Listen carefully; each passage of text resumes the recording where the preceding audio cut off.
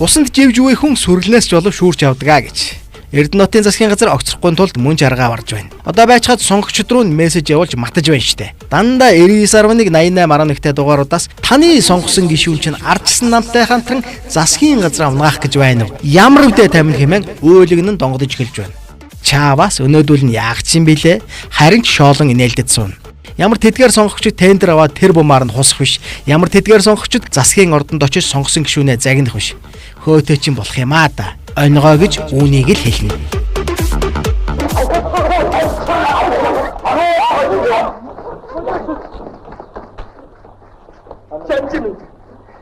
Жижиг ямар бэ?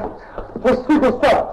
Ачиг бачаа гэж атг сүд намайг бууж та битгий бааш. Бос.